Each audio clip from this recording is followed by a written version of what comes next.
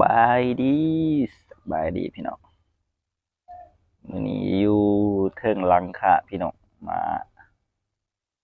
ทางเจ้าของบ้านเพิ่นติดต่อมาแก้ไขแนวหลังคาหัวว่าซั่นมื้อนี้เฮาก็มาสำรวจหน้างานเนาะว่ามันหัวแบบใดเป็นจังได๋หาวิธีแก้แนวใดเนาะปัญหาที่เจอเนาะหลังจากเฮาขึ้นมาสำรวจก็เป็นประมาณนี้เนาะคือหลังจากมุงกระเบื้องมาแล้วส้นที่ผนังแล้วทางเพิ่นจะใส่ปูนเนาะมาอัดร้อยต่อระหว่างกระเบื้องหาผนังเนาะจากการสังเกตแล้วเนาะน่าสิแม่นเรือนนี่แม่นทาสีแล้วเนาะแล้วก็มาทำการมุงส้นเข้ามาเนาะจะเฮ็ดให้ปูนไม้ที่ปกปิดกระเบื้องที่มุงมาจะบ่ติดกับผนังเก่าเนาะจะเฮ็ดให้เกิดรอยหญ้าแบบนี้เนาะเมื่อเวลาฝนตกมาจะเฮ็ดให้น้ำสามารถซึมลงไปเนาะแล้วก็เปียกทางด้านล่างเฮ็ดให้ฝ้าเพดานเสียหายเนาะ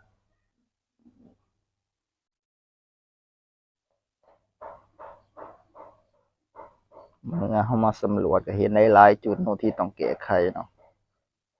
ทางนี้ก็ประมาณ2เมตรส่วนด้านนี้แม่นเฮาจะเห็นสังเกตเห็นว่าระยะห่างมันออกแรงเนาะ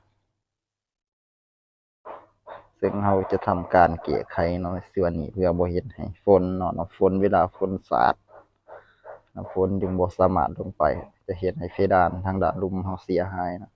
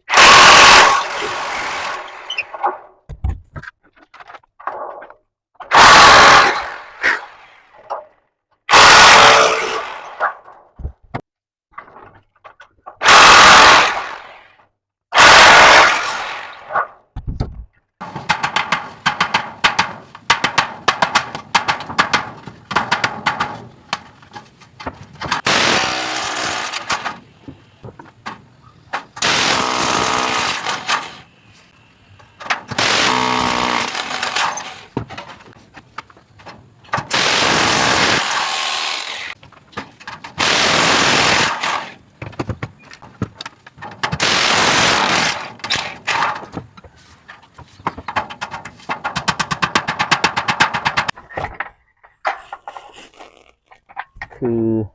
ในการปิดของเฮาจะใส่ซิลิโคนเนาะเพื่อทำเป็นส่วน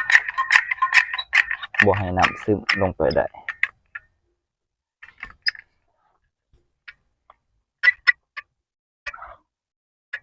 เอาสีกุ้งเข้าเต็มๆเนาะแล้วเขาให้กูเข้าไปเพื่อให้สิ่งนั้นวางเกาะกับผนังติดสนิทกัน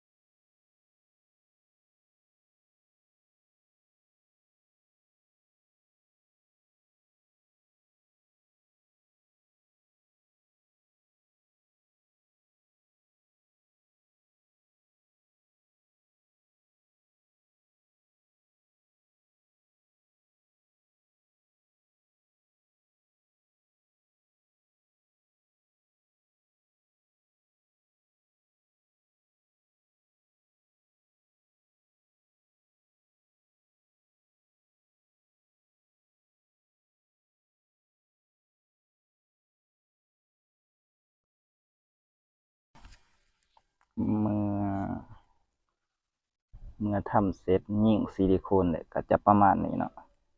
ขั้นตอนต่อไปก็จะมาเก็บสีเนาะให้แผ่นขอบนี่เป็นสีเดียวกันกับฝาผนังบ้านเนาะ